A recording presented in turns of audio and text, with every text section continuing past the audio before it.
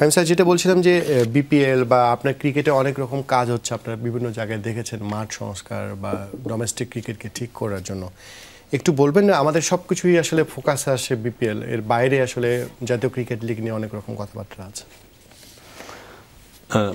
আমাদের সব আলাপ আলোচনা হয় বিপিএল নিয়ে, এর কারণটা কি? কারণ আপনি প্রশ্ন করেন শুধু বিপিএল নিয়ে, কারণ অন্য কোনো প্রশ্ন আপনারা করেন না। As simple as that. কিন্তু কেউ আমাকে প্রশ্ন করেনি যে প্রথম শ্রেণীর ক্রিকেট নিয়ে কী চিন্তাভাবনা হচ্ছে, বা দেশে ইনফ্রাস্ট্রাকচার ডেভেলপমেন্ট নিয়ে কী চিন্তাভাবনা হচ্ছে, কিংবা আমরা জেলা পর্যায়ে এবার কীভাবে খেলাধুলা শুরু করতে চাই, আসলে আদৌ করতে চাই কি না, সেটা নিয়ে কীভাবে চিন্তাভাবনা হচ্ছে, এগুলো কেউ জিজ্ঞেস করে না। সো এই জন্য ওই বিপিএলই প্রশ্নটা আসে, বিপিএলই উত্তর আসে, এবং ওটা নিয়ে সবাই কিন্তু আলোচনা করে। কিন্তু আপনার বিসিবি তো বিপিএল নিয়ে মত বিনিময় আয়োজন করেন সাংবাদিকদের সাথে, এনসিএল নিয়ে করেননি। আমার মনে হয় নেই কথাটা ঠিক। কই, আমি তো কখনো না, আমার মনে হয় নেই কথাটা ঠিক। আমার মনে হয় যে আমাদেরকে যখনই প্রশ্ন করা হয়, মত বিনিময় ডেকে নিয়ে কথা বলা, মতামত চাওয়া, কি করা যেতে পারে স্টেক হোল্ডারদের সাথে, মানে যেটা হয়েছে বিপিএল নিয়ে হয়, সেই জন্যই বোধহয় ফোকাসটা বেশি থাকে। না, এটা তো এইবারই হয়েছে। বিপিএল তো শুধু এইবারই হয়নি, বিপিএল তো আরও 11 বার হয়েছে। কিন্তু মত বিনিময় হয়েছে কিন্তু এইবার, এই কয়েকদিন আগে 1 ঘন্টার জন্য। কিন্তু এর 11 বছর যে বিপিএল হলো বা হয়েছে, এই প্রশ্নটা কেউ করেনি কিন্তু অন্যান্য বিষয়গুলো নিয়ে। এই জন্য কিন্তু বিপিএলের ফোকাসটা সবচাইতে বেশি। সবাই মনে করে যে বিপিএলের দিকে বোধহয় সবার চোখ বেশি আছে, এটাকে ঠিকভাবে করতে হবে, এটাকে সাকসেসফুলি করতে হবে। অন্য জায়গায় কী হচ্ছে না হচ্ছে, লুপহোলসগুলি কোথায়, এই প্রশ্নগুলি কেউ নিয়ে আসে না। এই জন্য অন্য সাইডগুলিতে আমরা খুব দুর্বল। আমরা জানি প্রথম শ্রেণীতে আমরা যথেষ্ট যেভাবে করা উচিত সেভাবে করতে পারছি না বা করিনি। Same goes to our list cricket কিংবা রুট লেভেল ক্রিকেট, আমরা সেভাবে নিজেদেরকে যেহেতু এতে আছি লিস্টে ক্রিকেট নিয়ে, আমরা জানি আবাহনী, মহাবাহনী, মানে পেশাদার লিগ নিয়ে যেটা আমাদের আছে আর কি, সেই জায়গা নিয়ে আপনার স্পেসিফিক কোনো মতামত আছে যে লিস্টে ক্রিকেটটা কীভাবে এই যে সংকট সমস্যা ক্লাব ক্রিকেটে সব নিয়ন্ত্রণ করে? না, লিস্টে ক্রিকেট যদি আমরা, লিস্টে ক্রিকেট মানে 50 ওভার্স ক্রিকেট, দর্শকদের জন্য বলছি, 50 ওভারে যে ক্রিকেটটা আমরা খেলি, সেখানে আমাদের যে সীমাবদ্ধতাগুলো আছে, অল্প কয়েকটা মাঠ, অল্প একটা সময়ের মধ্যেও আমাদেরকে খেলা শেষ করতে হয়। কতগুলো ক্লাব সেই ক্রিকেটটায় অংশগ্রহণ করে। এই ক্লাবের যদি শক্তিমত্তার দিক থেকে আমরা বিচার বিবেচনা করি, কোনো ক্লাব হয়তো জাতীয় দলের সিংহভাগ খেলোয়াড়দেরকে নিয়ে দল গড়তে পারে, আবার অনেকগুলো ক্লাব আছে যারা হয়তো সেই মানের কোনো খেলোয়াড়দেরকেই তারা দলভুক্ত করতে পারে না। তাতে যেটা হয় যে ওভারঅল যে একটা কম্পিটিটিভ এনভায়রনমেন্টের প্রয়োজন হয় তাদের নিজেদেরকে গড়ে তোলার ক্ষেত্রে, সে জিনিসটা হয় না।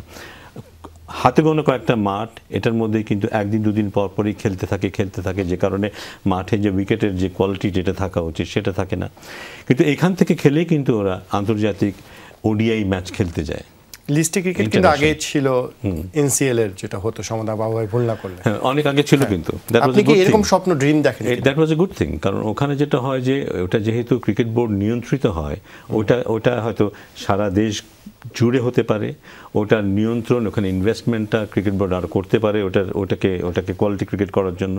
সো ওইরকম পরিকল্পনা আছে এবং এগুলি করতেই হবে আমরা যদি ভালো খেলতে চাই। মানে আপনি এনসিএল ওয়ান ডে ভার্সনটাকে আপনি লিস্টে করার, ওখানেও আসতে পারে।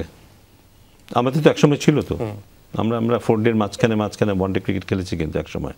তো সেটা আবার হতে পারে। তাতে যেটা হবে যে খেলার সংখ্যা বাড়বে, কম্পিটিটিভ গেমসের সংখ্যা বাড়বে, এবং কোয়ালিটি ক্রিকেটেরও সম্ভাবনা তৈরি হবে, সুযোগ তৈরি হবে, যেটা দিয়ে হয়তো ওয়ান ডে ইন্টারন্যাশনাল যেটাকে আমরা বলি, সেখানে আরেকটু মানসম্পন্ন খেলোয়াড় আমরা পাবো। ঢাকা প্রিমিয়ার লিগের পাশাপাশি যদি সেটাও হয়, কারণ এগুলি যদি আমরা ইন্টারন্যাশনাল ক্রিকেট যেই ইন্টেন্ট নিয়ে হয়, তার কাছাকাছি যদি আমরা না যেতে পারি, তাহলে কিন্তু ওই দূরত্বটা বাড়তেই থাকবে এবং আমাদের পারফরমেন্স কখনোই স্যাটিসফ্যাক্টরি হবে না। এক্স্যাক্টলি ওই জায়গাটা আপনার কোনো পরামর্শ আছে কিনা? যেহেতু আমাদের ওই পরামর্শ এনসিএল লিগেও দেয় না, আপনি কি ভাবেন যে জাতীয় ক্রিকেট লিগটাকে কিভাবে আর একটু ভালো করা যায়? অমিত, আপনি কিন্তু প্রশ্নটা করেছেন ফাহিম ভাইকে যে আপনারা বিপিএল নিয়ে মত বিনিময় সভা করলেন সাংবাদিকদের সঙ্গে, অন্যান্য স্টেক হোল্ডারদের সঙ্গে, অলরেডি ক্রিকেটারদের সঙ্গে কথা হয়ে গেছে, এরপরে হয়তো স্পন্সর, ফ্র্যাঞ্চাইজি অ্যান্ড আরও অনেক।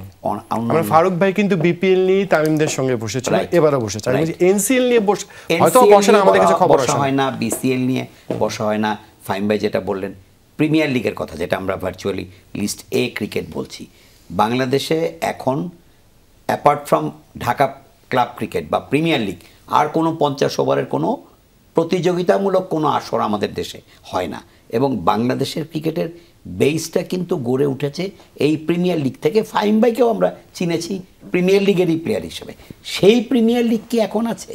আমাদের প্লেয়াররা লেট 70s-এ 80s-এর পুরো সময় Sri Lankan cricketer, Indian cricketer, Pakistani ক্রিকেটারদের সঙ্গে সমান তালে পাল্লা দিয়েছে, আমি সেটা বলবো না, বাট নিজেদেরকে উন্নত করার তাগিদ অনুভব করেছে। তাদের সঙ্গে লড়াই করে ধীরে ধীরে ধীরে ধীরে আমরা আইসিসি ট্রফি জিততে শিখেছি।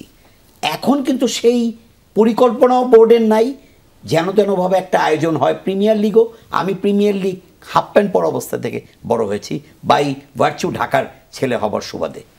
এখন সেই প্রিমিয়ার লিগ নেই এবং প্রিমিয়ার লিগ নিয়েও কোনো পরিকল্পনা নেই। আপনি যদি 50 ওভারের ক্রিকেটে শুধু বাংলাদেশের বোলারদেরকেই খেলেন, বাংলাদেশের ব্যাটারদেরকেই যদি আমাদের লোকাল বোলাররা বল করে, আপনি কোয়ালিটি বাড়াতে পারবেন না। আপনি ফাহিম ভাইকে জিজ্ঞেস করেন, ফাহিম ভাই যখন ক্লাব ক্রিকেট খেলতেন তখন প্রত্যেকটা ক্লাবে কোয়ালিটি ক্রিকেটার ছিল, ফরেন ক্রিকেটার। সেই তাদের সঙ্গে লড়াই করে কিন্তু আমাদের বোলাররা ডেভেলপ করেছেন, ব্যাটসম্যানরা তাদের টেকনিক স্কিল ডেভেলপ করেছেন।